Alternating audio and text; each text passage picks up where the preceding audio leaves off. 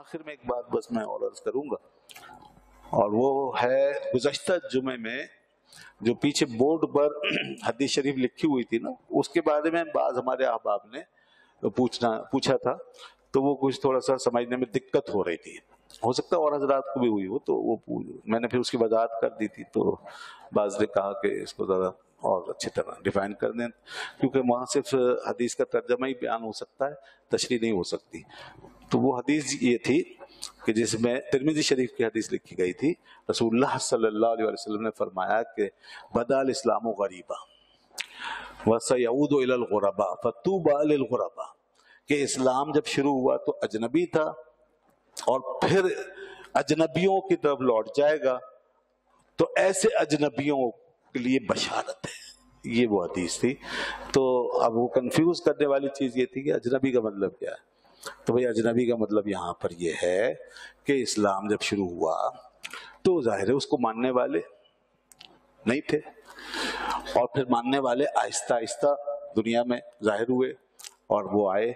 تو جو بھی اس وقت تک ایمان لاتا تھا وہ پھر باقی سارے معاشرے سے کٹ جاتا تھا۔ پہلے وہ ان لوگوں کے لیے محبوب ہوتا تھا اور ان کو اس سے تعلق ہوتا تھا، پھر جیسے وہ آپ کی خدمت میں حاضر ہوتا اور ایمان لے آتا تو وہ لوگ دشمن ہو جاتے تھے، اس خلاف ہو جاتے تھے، تو یوں وہ اجنبی ہو جاتے تھے۔ تو اسلام یوں شروع ہوا ایک اجنبی ماحول سے، تو پھر اس کے بعد اللہ نے اس دین کو عزت عطا فرمائی، غلبہ عطا فرمایا، اور پھر اس کے ساتھ لوگ فخر کرنے لگے، معاشرے کے پورے ماحول پورے اتر آئے، قبیلے اتر آئے، شہر کے شہر داخل ہوئے، اور جیسا کہ قرآن پاک میں سورہ نصر میں اللہ نے فرمایا کہ اذا جاء نصر اللہ والفتح ورأیت الناس يدخلون فی دین اللہ افواجا، یہ پھر بات کی تاریخ ہے۔ اب اس کے بعد فرمایا کہ پھر دوبارہ اجنبی ہو جائے گا، تو اب یہ قیامت کی نشانی ہے اور وہ سلسلہ شروع ہو چکا ہے۔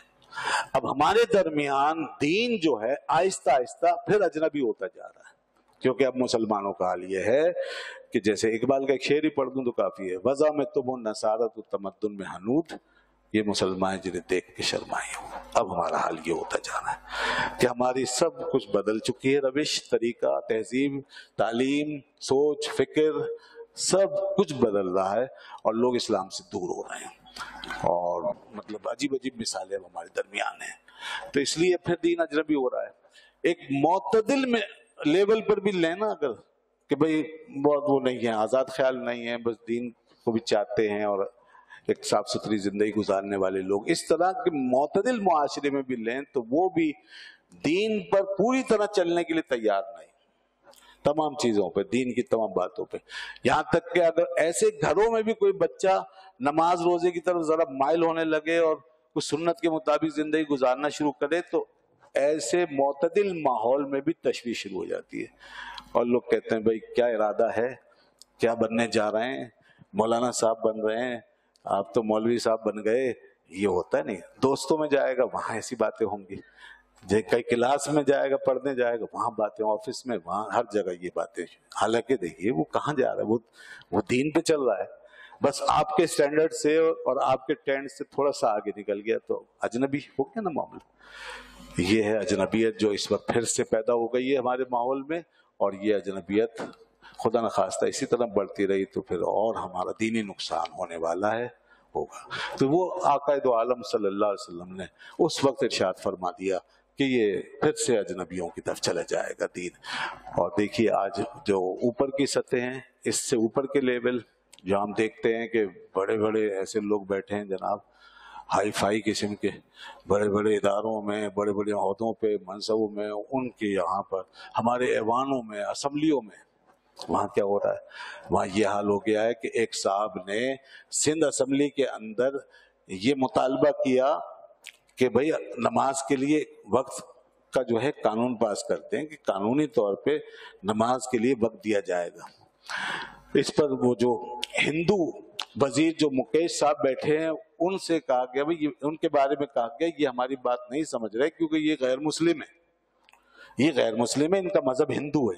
تو بھئی یہ مسلمان ہیں وہ سمجھ لیں جو اپنے آپ کو مسلمان کہتے ہیں۔ اس پر یہ کہا گیا جواب میں کہ آپ ان سے ایکسکیوز کریں، آپ نے مکیش صاحب کی توہین کر دی۔ اللہ اللہ، یہ مسلمان جنہیں دیکھ کے شرمائی ہو، ان کے لیے کہا اقبال نے سب سے پہلے، یہ وہ مسلمان ہے کہ اس میں کون سی ناجائز بات ہو گئی، کون سی توہین ہو گئی؟ اب ان کو غیر مسلم نہیں کہیں گے تو کیا کہیں گے؟ ہندو کہیں گے، غیر مسلم کہیں گے، جو مذہب ہے ان کا وہ ان کے ساتھ منسوب کریں گے، اور یہ بھی کہا جائے گا ٹھیک ہے وہ نہیں سمجھیں گے کہ ہمارا مذہب وہ کیوں سمجھیں، اور ہم ان کی منت خوشامد کیوں کریں کہ آپ یہ کام کروائیں۔ یہ ملک کس کے نام پہ وجود میں آیا؟ یہ ہم ہندوستان میں رہ رہے ہیں یا ایک اسلامک کنٹری میں رہ رہے ہیں؟ افسوس ہے یہ حال ہے اس وقت۔ تو وہ جو حضور نے فرمایا صلی اللہ علیہ وسلم، یہ دین اجنبی ہو جائے گا، یہ ہیں وہ قومیں اور یہ معاشرے جس میں اللہ کے رسول کا دین پھر اجنبی ہو گیا۔ اب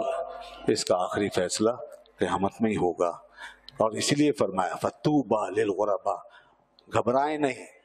دین پہ چلنے والے، دین کے ساتھ کھڑے ہونے والے گھبرائیں نہیں۔ ایک آدمی بھی اگر ہے نا تو حضور نے فرمایا اس کو ہی میری بشارت ہے، لاکھوں کروڑوں جائیں کہیں بھی۔ اللہ کے نبی نے اس وقت فرما دیا، اللہ ہاتھ پکڑ لیا ہے یہاں سے، ہمارا تھام لیا ہے بازو، انشاءاللہ کوئی فکر کی بات نہیں ہے، احساس کمتری میں نہ جائیں، دین کی بات کہیں ہو رہی ہے کم از کم اتنا ضرور کریں، تائید کریں، اور دین کے خلاف جو بات کر رہا ہے تو وہ کہاں جا رہا ہے، اس بشارت سے معروم ہے۔ اس لیے کم از کم اس بشارت میں کہیں نہ کہیں سے داخل ہو جائیں۔ اگر دین کا بیڑا خود نہیں اٹھا سکتے ہم، اور ہم اس کے اندر پورے نہیں جا سکتے، نہیں داخل ہو رہے ہیں، تو کم از کم جو دین کی بات کر رہا ہے کہیں کھڑے ہو کے، آپ بولیں یہ بالکل صحیح کہہ رہا ہے، اتنا تو کام کریں۔ اللہ کے رسول نے فرمایا ان کے لیے بشارت ہے، تو انشاءاللہ یہ بشارت ملے گی، اور مرنے کے بعد پتہ چلے گا کہ حضور نے جو کچھ فرمایا اللہ تو اسی کے مطابق دے گا۔ آ جاؤ بھائی وہ سب لوگ کہ جن کو میرے نبی نے بشارت دی ہے، اور الگ ہو جاؤ وہ سب جن کو میرے نبی نے دھتکار دیا ہے۔ اسی لیے اعلیٰ حضرت نے کہا تھا بخدا خدا کا یہی ہے در، نہیں اور کوئی مفر مکر، جو وہاں سے ہو یہیں آ کے ہو، جو یہاں نہیں تو وہاں نہیں۔ جس کو یہاں سے انہوں نے نکال دیا اسے وہاں بھی کچھ نہیں ملے گا۔